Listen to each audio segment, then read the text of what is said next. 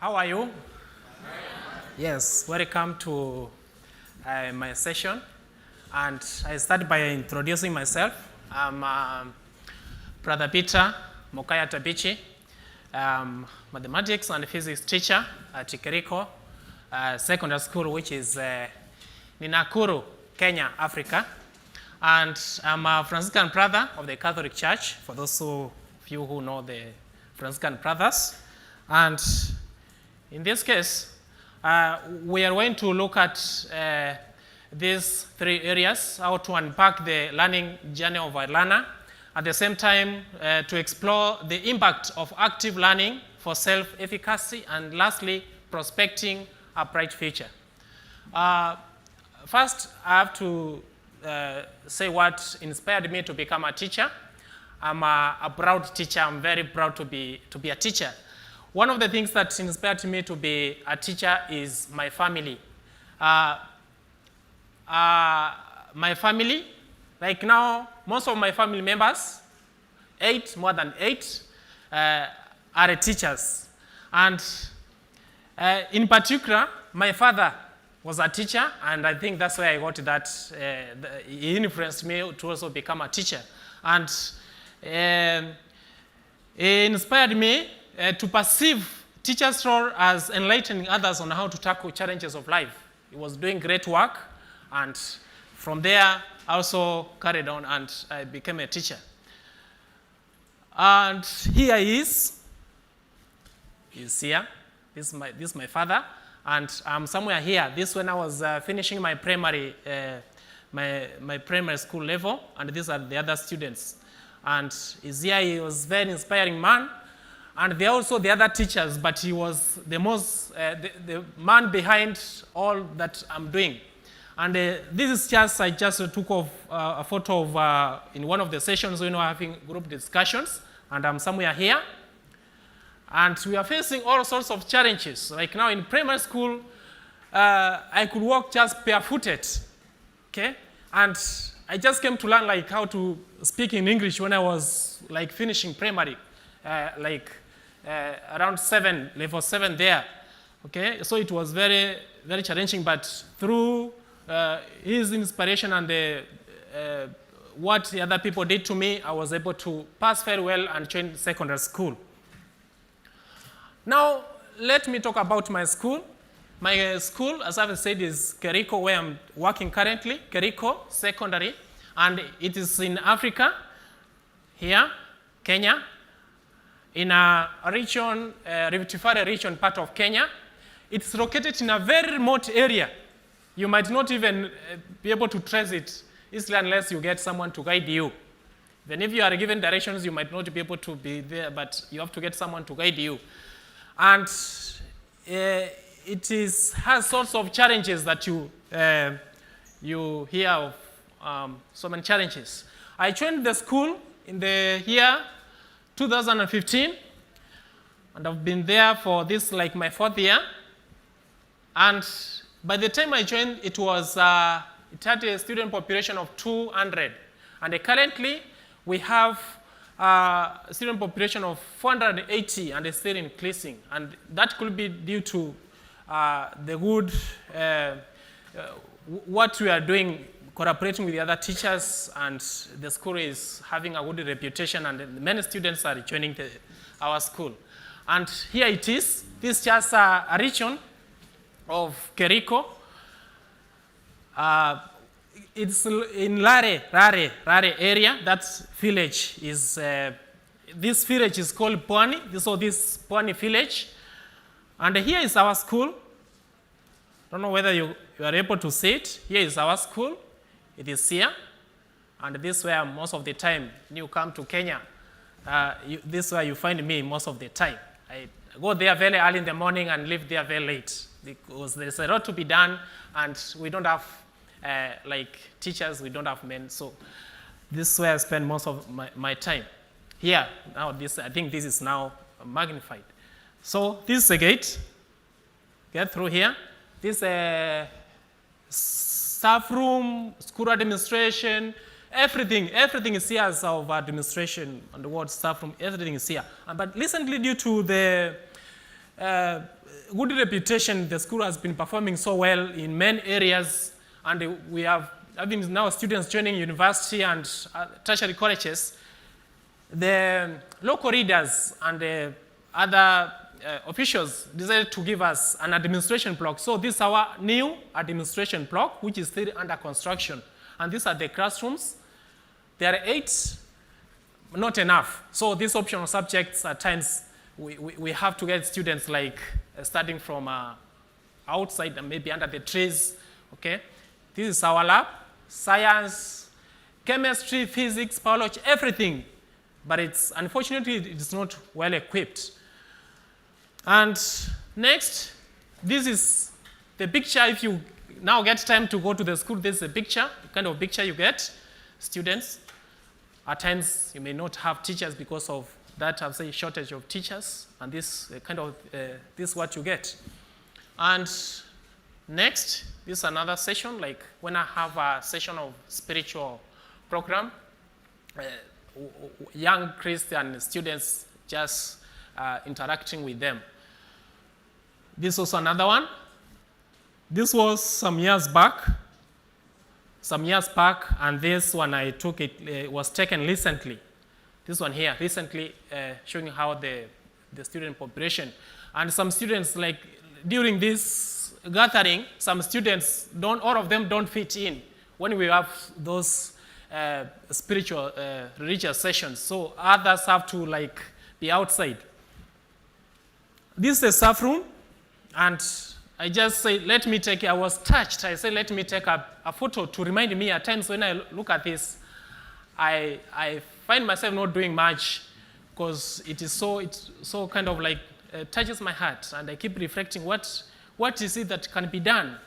And it's not just in our school, even the other schools, you get the same thing, and the teachers have a lot to do, and I don't know. I don't know, just find myself shedding tears when I look at this. And this kitchen, and students getting porridge. And there's our cook, we call him Papa Peter. This when they are having meals. Meals are just a combination of beans and maize, boiled, no tomatoes, no those spices. They just boil them and maybe add a few things and there which are available, and then that's what they take for lunch. And then this is back to the 2007. I just took these photos to also remind me of what most of these students went through. At the moment, they have that, they are able to remember what happened, and it's like they have those memories at times. When you are sharing with them, they still remember what happened. So it was very traumatic. So anything that I'm doing at times, I have to remember this, I have to be aware of this, of what happened. And the school is within that region where there was violence, crashes, okay?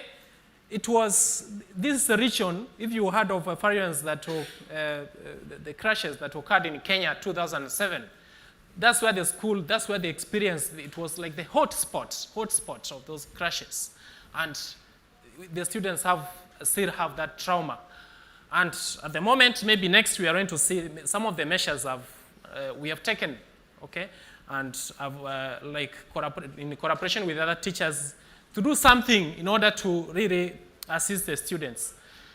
And because there is a lot about the school, I'm not going to talk about everything because of time. I'm not going to talk about everything. I'm just going to narrow down and just identify one student, and I think that will be better. And this student will just like a representation of what will give you a picture of what the other students face. A student by the name Esther Mimo. Esther Mimo, one of my best students, and is so happy to say that she's also one of our International Science and Engineering Fair finalists. This year is going to be in Arizona in USA, and she's going to participate together with her. This is Salome. This Salome here. So they have a project and we'll be able to see next about that. So she hails from a very poor family with 2-roomed mud house. Not, in fact, it is 1 room which is subdivided into 2. And then you'll have a sitting room, and that's where they cook, that's where they do everything, that's where they do the studies, even there's a bed, there is everything. When you go there, you just, when they are sharing with me, there's also another sister of hers. When they are like kind of sharing with me, I just kind of wonder, I don't know what to do next, okay? I don't know, I was unable to take the photos inside because of, you might be kind of shocked what was the kind of how it is inside. So this is outside, and then this is when she's just standing just near the door. Esther has to walk for a long distance. This is just a representation of, that also happens to the other students. I'm just using Esther so that you have a picture of what happens in the school, and also not just our school or the others, but like ours has experiences. This one, it is, the magnitude is so high. For a long distance, in order to get clean water, which is bought from vendors, there's no water there, so they have to buy.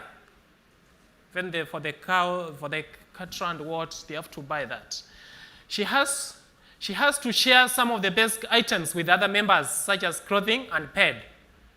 Okay? So our sister, at times you may get with it dress, and then the following day get the other one also wearing the same. But the bed, when they are sleeping, they share the same bed. While studying at home, Esther uses a tin lamp. A tin lamp is just a kind of a lamp. You get a tin, you cut it, and then you cover it. You have kerosene, you put it, and then you have something like a log, and then you light it with a matchbox. It lights. But unfortunately, it produces some smoke, and it's not good for the eyes. If you use it for long, it's going to affect the eyes. It's not really good. But she's trained. That's the only option, because there is no electricity, and that's the only available option. Food and nutritional security is a big challenge for Esther. And then she walks to school along roads that are impassable in the rain season. Even myself, I use the same roads. Here I am. I use a motorbike at times. At times when we have a vehicle around, I also use it. But most of the time, I use a motorbike. And at times when it rains, it is very chaotic. It's very chaotic. At times I fall down. One time I fell down and I injured my leg. Okay, but I have to do it because it's not just all about me. It's for the benefit of the people, the students that I'm serving. And when I was injured on this leg, it was like the beginning. I said I cannot just give up and maybe go back to the people that I stay with and tell them that now I'm going to give up. I said this is going to be the beginning. I have to be, it has to be a source of my motivation. She cannot access any online educational content. So this is like something you cannot get. Internet, that's maybe, it's like a dream. You cannot get such a thing there. Because of the poor internet, even in the first place, we don't have the internet. Okay, like myself, if I have to use it, I have to use the data, and then I use with the phone and my laptop hotspot, and I keep struggling trying to access the internet. At school, she cannot study well due to the lack of facilities, such as library and well-equipped classrooms. The school has only one desktop computer, which is shared between the secretary, the teachers, everyone, okay? So if I'm doing something, I have to talk to I have to request, I have to make arrangements earlier, and then that is it. But recently, I talked to my friends. We got someone who was able to donate for us. We now have 2. And then we now go to what was some of the things we have done. Myself, I've tried to spearhead in collaboration with the other teachers That environment is very nice. I found very supportive teachers, the school administration, and we have tried to do some of the things, some of the measures. The first one is introduction of the Peace Club with the focus of uniting the local communities following the post-election violence that occurred in the year 2007 to 2008. Peace Club, this one unites them. It makes them forget what they are experiencing at home because of where they come from and that trauma what occurred during that time. Because some of them, they are orphans and their parents were killed during that time.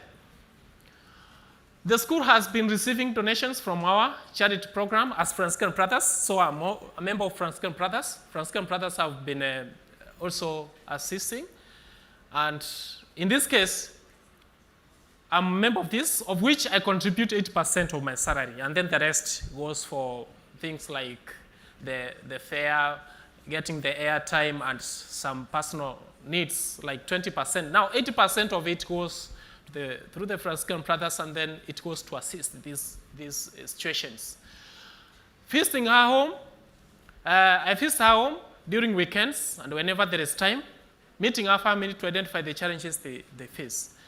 And then the other thing is the introduction of kitchen gardening as one way of addressing food insecurity, because I've said most of the time they don't have, they just go hungry, they don't get meals.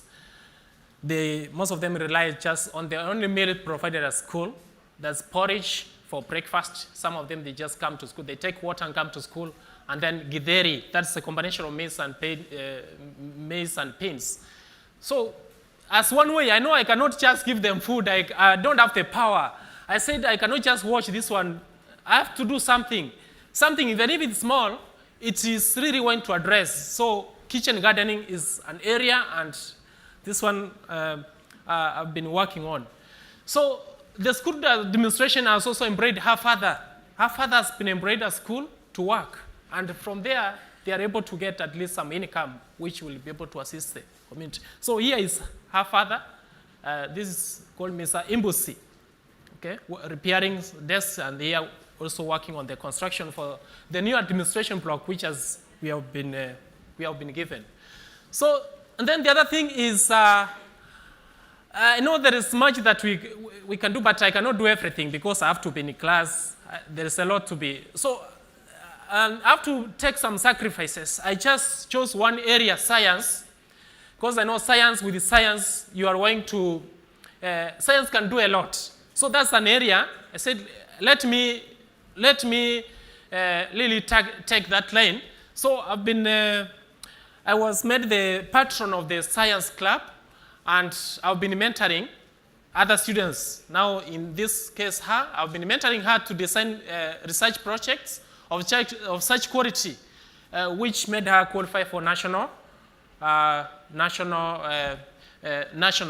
competitions.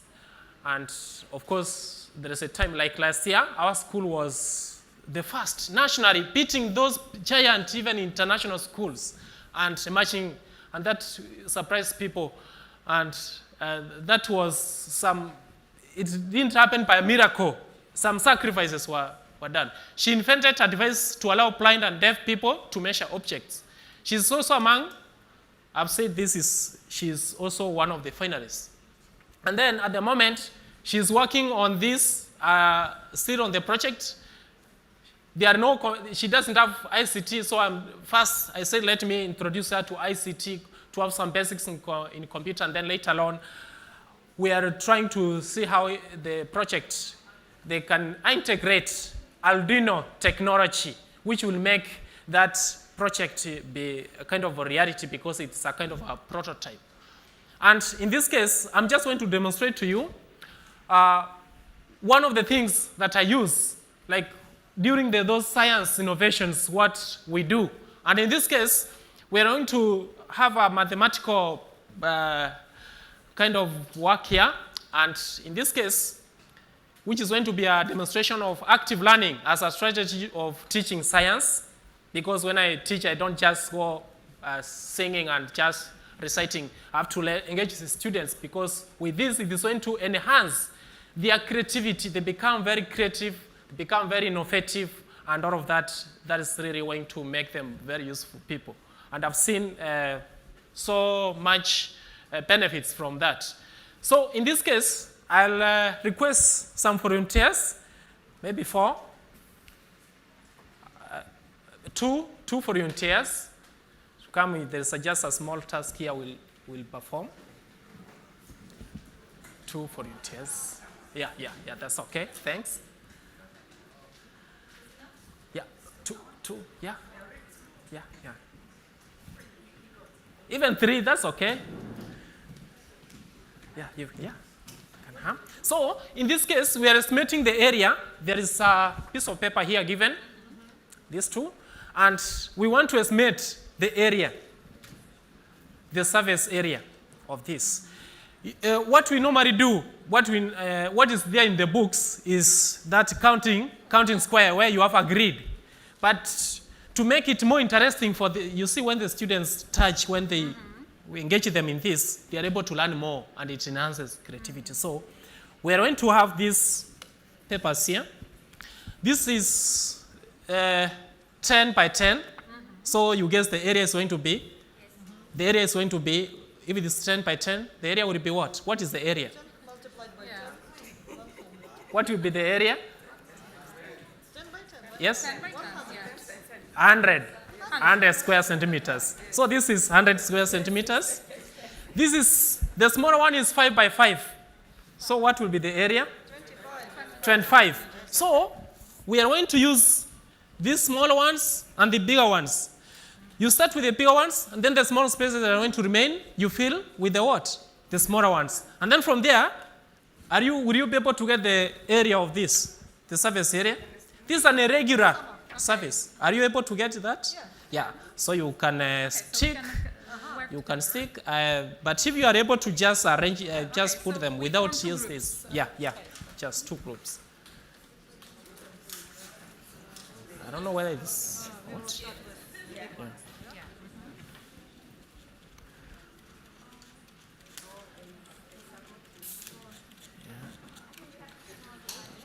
Then you arrange it to the extreme end. Yeah, good. Yeah. No, you need to like this. You need to be fast because of time. You need this one, yes? Yeah. Just a minute. Excuse me.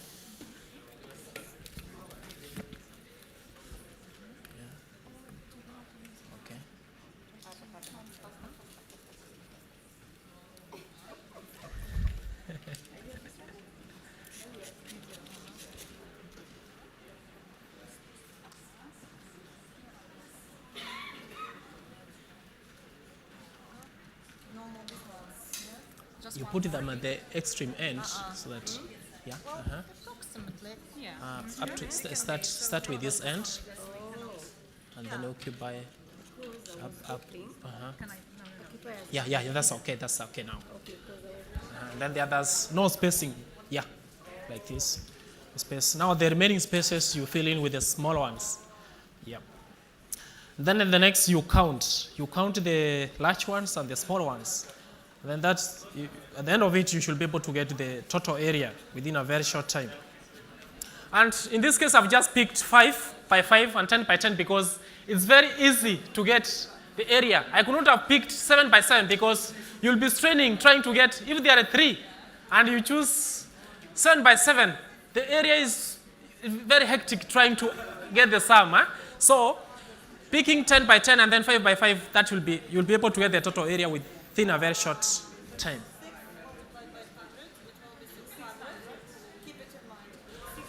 So the first group is going to tell us what they got, the small and the large ones. So here.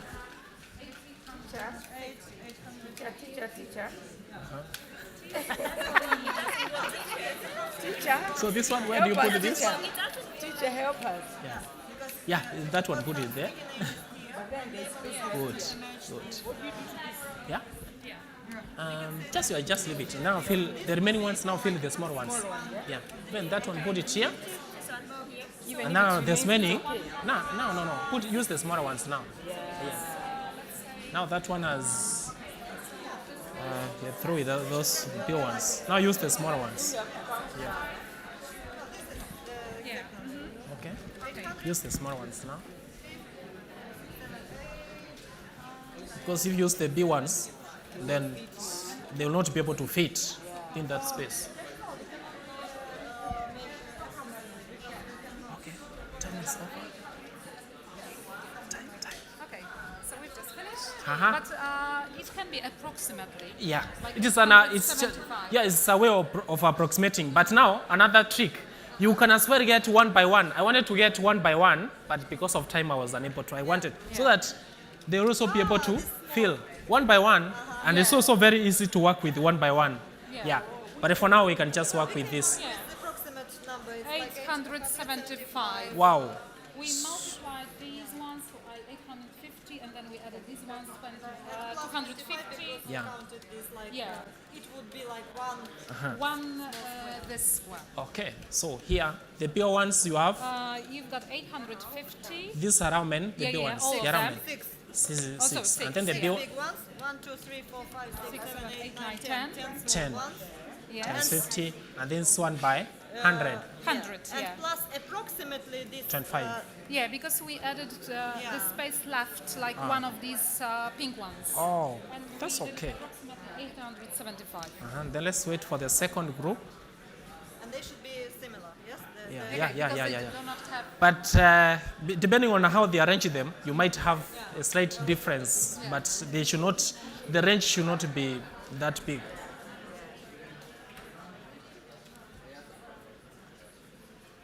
Look, you can use the pencil. Yeah. Yeah, You can works.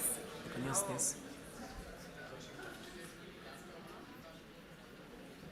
You can now switch off. You've got 225. Okay, but it was approximately how many? Okay, now let's. There might be a difference depending on the arrangement. We could have as well used the smaller ones, but because of time, to fill in the remaining spaces, maybe you can show them. But this one is falling. Okay. Yeah, that's enough. Now you tell us what you have done and what you have gotten. So maybe I will start and you finish. So we multiplied the number Mic, of somewhere, mic. ring boxes, let's say. So we've got 6 of them, and it is. It's just a minute. Sorry? A minute, a mic. Okay.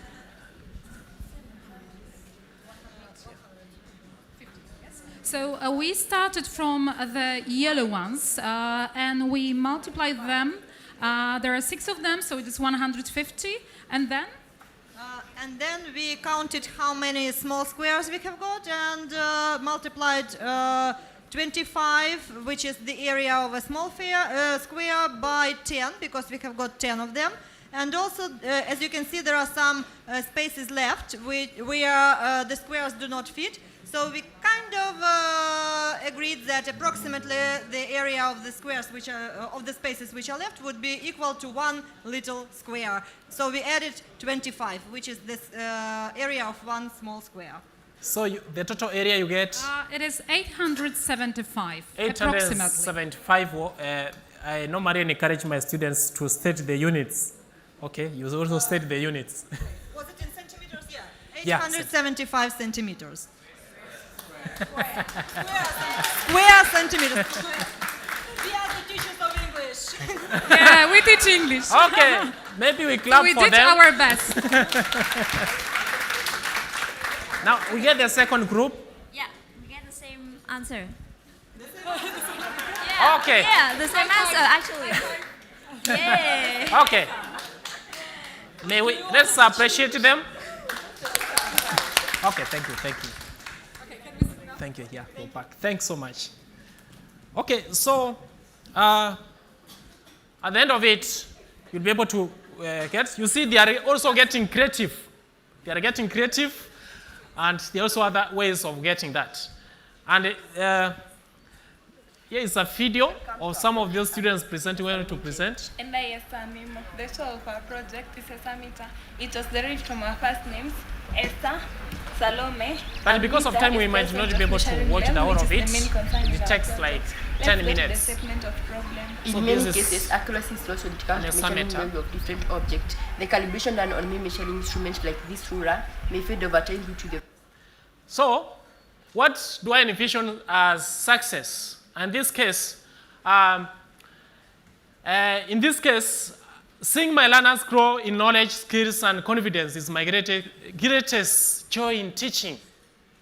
And that's what I am when I'm teaching. That's I have to ensure that that is achieved. When they become resilient, creative, and productive in the society, I get a lot of satisfaction. You see, someone here was trying to get creative, trying to approximate the remaining, saying that I should add one. Okay, that's part of creativity. And that will be transferred later on to life when they finish. So they also become creative. And then, in this case, act as their greatest destiny enabler and a key that unlocks their potential. They have a lot of potential, and I'm the one who unlocks that potential. Thanks so much.